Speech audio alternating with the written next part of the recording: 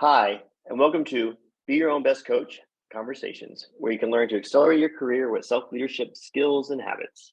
I'm Glen Lubbert, one of the co-founders of Be Your Own Best Coach. Once again, I'm here with my colleague and fellow co-founder, Dr. Deborah Teplow. Hi, Deborah. Hello. This is our third episode for our procrastination series. Procrastination can jeopardize your productivity, financial stability, health, and even your overall happiness and well-being.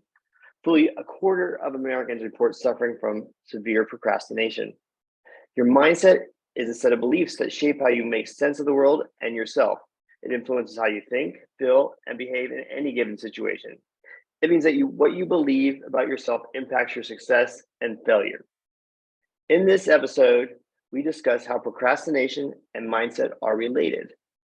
So tell us, Deborah, how do you relate these two? Oh, wow. What a great question.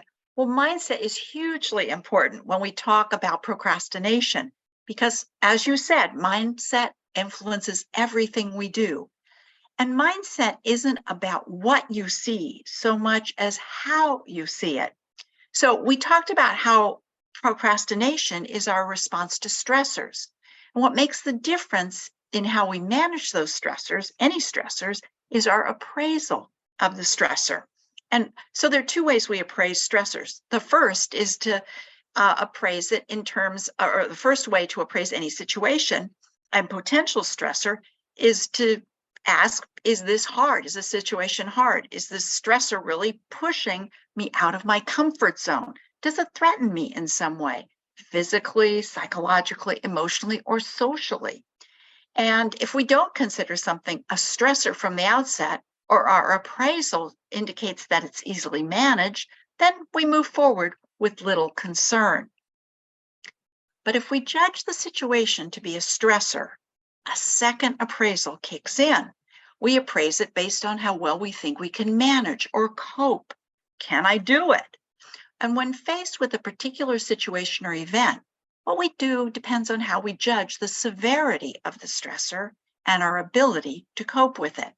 So appraisal, where does it come from? Well, it's a product of our mindset, which is, as you said in the introduction, is a combination of our thoughts, beliefs, and expectations. And in the words of Aaliyah Crum, the director of Stanford University's Stanford Mind and Body Lab, mindset, she says, is the lens through which information is perceived, organized, and interpreted. Okay. So procrastination is a response to stressors. So how we appraise the situation is through our mindset. Okay, so let's say public speaking, for example. If you view that as stressful, which lots of people do, then you're more likely to procrastinate preparing for it. But if our mindset is public speaking is an exciting experience, then you're less likely to procrastinate. Oh, yes. And as I said, procrastination is our response to stressors that push us outside our comfort zone. That is, though, dependent on how we appraise the situation. So interestingly, researchers have identified two kinds of mindsets that apply to stress, and they refer to these as stress mindsets. Stress mindsets may have even more important role to play in procrastination than stress appraisals, because your particular kind of stress mindset reflects your underlying belief about the nature of stress in general, not only about stressors that lead to procrastination, but it's the lens through which you see all stress. And I mentioned that researchers have identified or defined two kinds of stressors or stress mindsets. And the first kind of stress mindset is the stress is enhancing mindset. So this mindset reflects the belief that stress can enhance outcomes. These outcomes include performance and productivity, like your public speaking, health and well-being, and even learning and growth. So with this mindset, you look at stress as an opportunity for growth, and you see the potential for stress to have a positive impact on your life. You tend to agree with statements such as, experiencing stress facilitates my learning and growth. It enhances my performance and productivity. It improves my health and vitality. And the effects of stress are positive and should be embraced. So not only do people with a stress is enhancing mindset exhibit more adaptive physiological responses to stress, they also demonstrate more approach-oriented behavioral responses in the face of stress. And approach-oriented means that you recognize, you acknowledge, accept, and act on the stress. You don't shy away from the stress. You don't run away. You don't put off. You don't procrastinate. All right. So if you take it back to my public speaking example, and when you're excited to do the public speaking, that is the stress is enhancing mindset. And yep. Mhm. Okay. So even if you initially think it's stressful, when you realize that it isn't, can you reframe it to something that is positive to avoid procrastination? That makes sense, right? Yep. Yeah. And so does that apply to more than just procrastination? Oh, absolutely. This is so key because in studies of happiness, health, and life satisfaction around the world, people with a stress is enhancing mindset routinely show up at the top of the list, even after factoring in how much stress they're under, how they appraise the specific stress at the moment, and the coping strategies they use. So, health, happiness, life satisfaction, they aren't abstractions or fluff.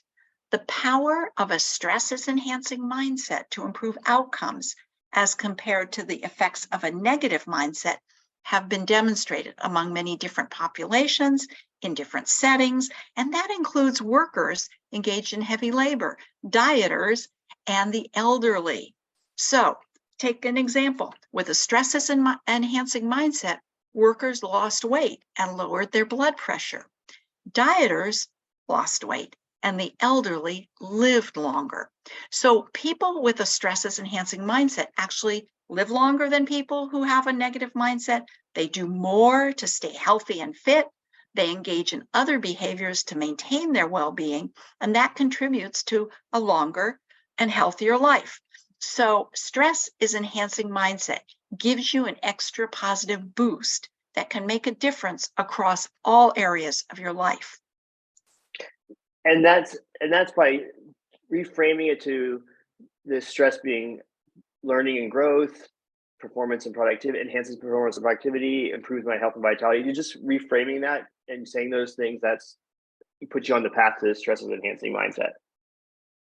Right, right. When you recognize that the stress you're under can actually help you, and that it's not something to run away from, but to embrace as you grow, as you move through it, you're actually just reinforcing the strengths and skills you already have. You're adding those layers and layers of what is really resilience.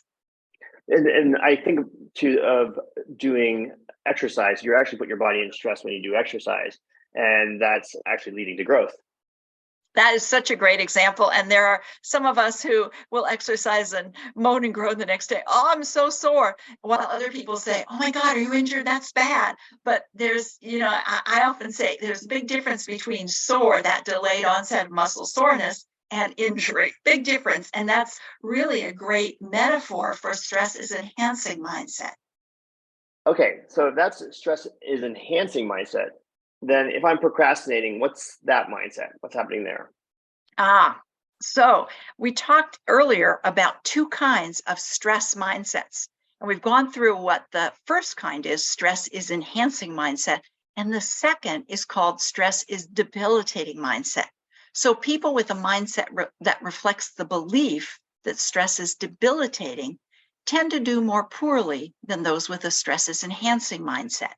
So people with a stress is debilitating mindset expect the experience of stress to result in negative outcomes.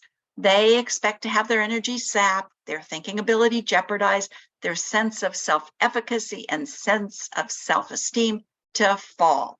And they tend to agree with statements such as experiencing stress depletes my health and vitality.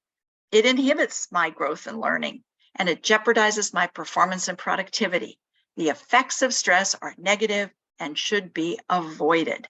And so in terms of procrastination, people with a stress is enhancing mindset exhibit approach-oriented behaviors. They embrace the stress and that helps them manage the stressors. Whereas people with a stress is debilitating mindset exhibit avoidance behaviors. So as you can imagine, the biggest avoidance behavior of all is procrastination. That may be overstating it, but definitely procrastination is an avoidance behavior. If you believe that a task you're facing is too big or hard to do, that you don't have what it takes to be successful, or that it's not worth the effort, why wouldn't you put off doing anything about it and just procrastinate? Right. So back to my public speaking example, if it scares the heck out of you and you procrastinate, this is the stress is a debilitating mindset. But what's the problem with then just avoiding public speaking if it's stressing me out? Oh, yeah, that's an interesting question, right? If it's stressing me out, don't do it. And in fact, that really is a social norm that we have. If it's stressing you out, just don't do it, run away, do something else. And as I said, that your stress mindset is your default, but that doesn't mean you're stuck with a stress is debilitating mindset. If that's the lens through which you view the world, it doesn't mean that you have to run away anytime you have something that feels stressful.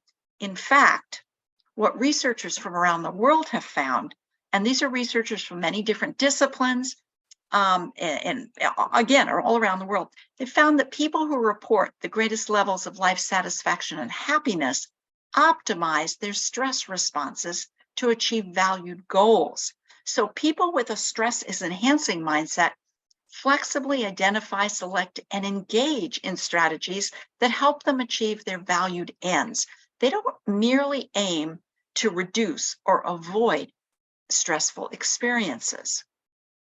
So when we develop a stress is enhancing mindset, instead of procrastinating to avoid grappling with the hardship, we see the benefits of taking on hard things. And as Viktor Frankl, the famous psychiatrist, philosopher, and Holocaust survivor wrote, what man actually needs is not a tensionless state, but rather the striving and struggling for some goal worthy of him. What he needs is not the discharge of tension at any cost, but the call of a potential meaning waiting to be fulfilled by him. So I think that's so beautiful, because when you think about seeing things differently from a stress is enhancing mindset, there's no more forcing yourself to face stressors. There's no more make yourself or get yourself to do something you don't like because the stressor you want to avoid or put off no longer exists. The stressor to avoid actually becomes a challenge to embrace. That's so wonderful, and that quote from Viktor Frankl, it really sums up that we need stress. We need stress to grow and have meaning and be fulfilled. So that's and biologically we need just like the exercise example to grow our body too as well and be resilient. And so it's really fantastic to understand that just by reframing this to a stress and enhancing mindset, you can have so much more power. Absolutely, yeah. And go ahead. I don't think people appreciate that enough. And certainly we do a disservice to our kids, with the helicopter parenting and trying to make everything perfect, because then we really end up with a profound or pronounced stress is debilitating mindset, which makes us much less able to cope with things that come up in life, and it reduces overall resilience. And that's really what this is. This is talking about resilience in another way. Yeah, absolutely.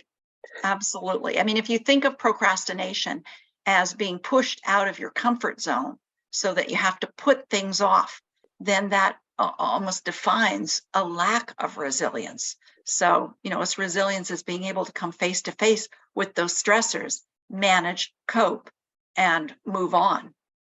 And in some ways, it also, with resilience, we're able to note that, nobody's perfect. We make goofs and we just say, oh, well, and go on. That's another facet of that stress is enhancing mindset, which is part of the much bigger a bigger skill, and that's psychological flexibility. So being able to see stress, being able to see your human failings as to accept them, to know that that's part of life, and to make the best of it, to grow from it and move on. That's fantastic. And I think that's a great place for us to wrap up. Thank you, Deborah. You're so welcome. And thank you, everyone, for listening. Now we want to hear more from you. How will you use what we just heard today? Please leave a comment below. And while you're down there, feel free to comment on other people's comments. That's how we generate a community of helpful ideas and suggestions. I also want to let everyone know to check out BeYourOwnBestCoach.com, where you can find a collection of programs and action guides to help you accelerate your career and boost your well-being, including the ultimate guide to getting things done without procrastinating, which has a whole section on stresses enhancing and stresses debilitating mindset if you want to dig in deeper on that. So visit BeYourOwnBestCoach.com. Thanks again for listening, and stay well.